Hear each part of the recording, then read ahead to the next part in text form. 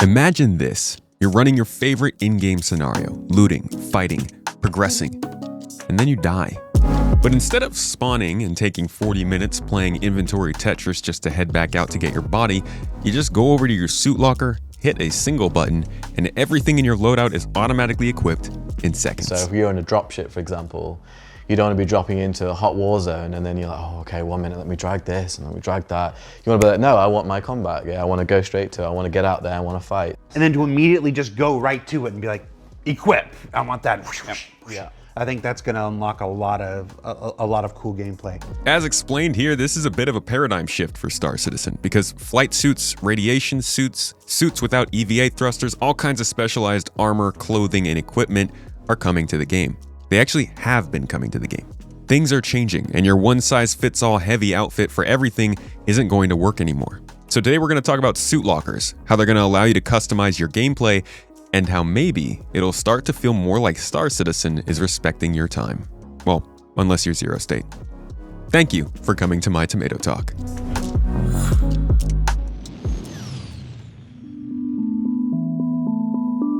The best part of Star Citizen is the perspective, getting to control an actual body as opposed to a spaceship or a nebulous camera somewhere out there in the void. But it only works because the game is interactive too. Every planet that you land on offers a different atmosphere. Every component you work with goes into a different type of ship. Everything that you wear will have its challenges. We need loadouts. Take this super heavy armor coming in Alpha 4.9 next month. This is the only way you're going to be able to carry super heavy weapons. It's going to restrict you from healing yourself, and I'm going to assume this thing can't sprint or EVA, but maybe he's a fast chunk. But it doesn't stop there. As I mentioned before, flight suits are already in the game, and they mitigate G-forces on your body, allowing you to out-accelerate other people while you're dogfighting. And with the ability to actively scan for EM, IR, and audio signatures coming to FPS armor, there will also be certain armors you can wear that will remain undetected from those scans. Some armor, like combat gear, won't even have EVA thrusters, requiring you to use a tractor beam, a special backpack with thrusters on it, or push and pull functionality. And you've already seen combat helmets in the game are the only ones that have a crosshair. From movement restrictions, to scanning capabilities, to the emissions you're putting out into the world, all of your armor is going to be different. These are just a few of the many ways that we've already confirmed armor, clothing, and equipment are going to be the way that you customize your character, rather than traditional skill points like in other games. Not to mention, Starwear is also coming soon, which is going to give you the ability to mix and match your different clothes and armor together. Players are going to need different equipment and suits for different kinds of gameplay. So the mining suit is going to have its own dedicated mining visor, where you'll be able to scan and find more detailed information about minables that are around you, much further distance. And obviously it offers great environmental protection, so obviously we want players to be going down in caves and obviously with different temperature resistance and obviously for storage as well. So those minables, whether they be large or small, we want the player to be able to think, if they're dedicated in mining, that they can head towards that. And we've got the salvage suit as well, like just reminded me of that. Like it will be kind of streamlined more with the backpack. It's have its own dedicated backpack, which will stream from the tool through the arm into the backpack, which means once you're salvaging, you won't have to worry about changing the vials and whatnot. It'll go streamlined straight into your backpack. So if that is something you're dedicated in, then that has that opportunity as well. Like I said, different types of specific equipment are going to seriously benefit the player. But the stars have not aligned to include the most important feature needed for all this to make sense, that is, suit lockers, requiring players to still use inventory drawers or just not take part in using customized armor at all right now. Without lockers, these ships have really just felt like last generation's A to B transport rather than a home base, and starting something new has felt more like a hassle than an exciting thing.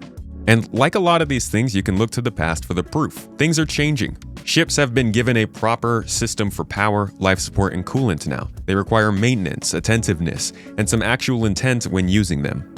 Ship recovery and the first rough version of insurance is building more caution in players, and while it's a broken mess at the moment, it is a foundation to develop off of.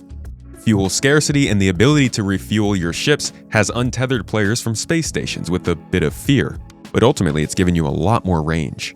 And the command module is attempting to normalize docking and undocking from ships, as much as the game is fighting that being a working feature.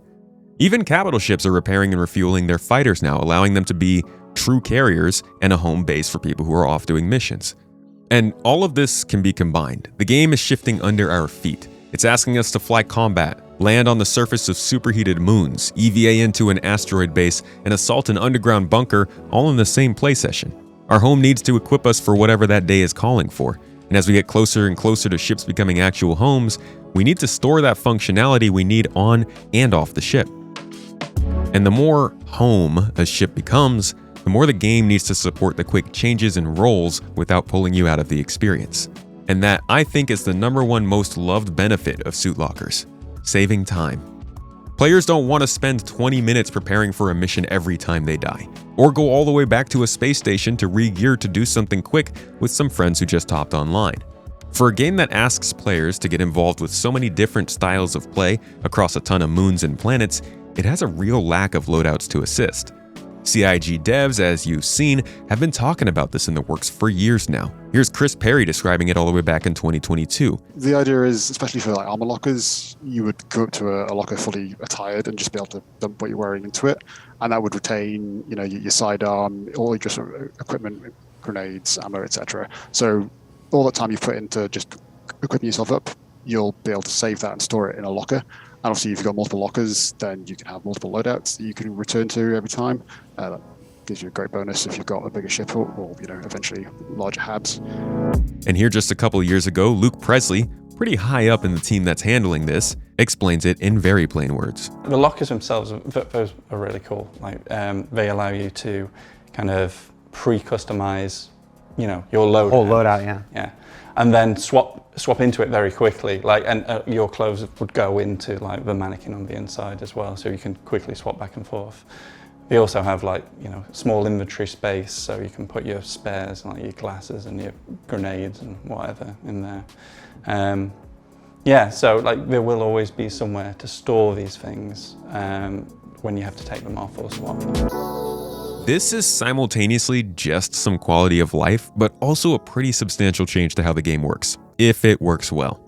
At the time of writing, we haven't seen this tech in the tech preview, but rumors are it may show up for either the July or September patch cycle, so I'm hoping we see it sometime soon and they don't just drop this straight into the PTU later. But even though I mentioned Starware today, this shouldn't be confused for that. Starware is a system that applies statistics to armor, clothes, and wearables. It is not the act of actually storing them. It's also not about full suits. This is about actual pieces of armor. Again, as Luke Presley explains here. Our main aims with the armory factor are to give players reason to wear flight suits, light, medium, and heavy armors. Give players reasons to wear the combat versus utility armors, because that's been a big distinction now. The two of those, to give players a reason to change armors based on their intent, and that's for specializations we were talking about in SitCon 2 years ago. So I'll go into some of those later. And then give individual armor pieces a purpose, so that arms aren't just useless cosmetics and stuff. Each piece of the armor has stats with it that you don't get with the others. That is a whole other difference on its own, though. That will add importance to crafting, value to ensuring, and pain to loss. Along with better inventory management and better loadout support, this is going to give FPS gameplay a nice shot in the arm, if it works well. Suit lockers are far more than just loadout management like any other game. This could mean a lot of time shaved off individual play sessions and less friction during your daily play. This could also mean nothing when the game itself continues to glitch, break, and eat your deadbolts anyways. I promised Zero State I'd mention it. So while the feature itself will be a blessing, as always is the case, it's still going to be dependent on the stability of the game around it. I will be covering this for you further on the live stream here on the channel, as well as through patch notes and developer comments over on Space Tomato 2, my news channel. And let me know down below, is this the kind of thing that would bring you back? Are loadouts the sort of thing that kept you away? Besides the bugs?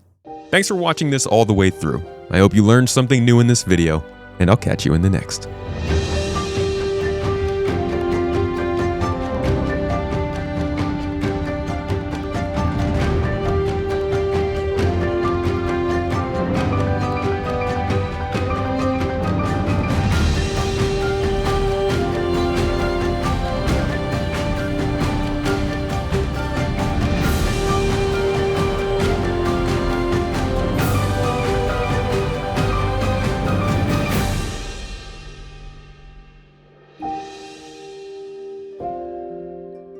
you.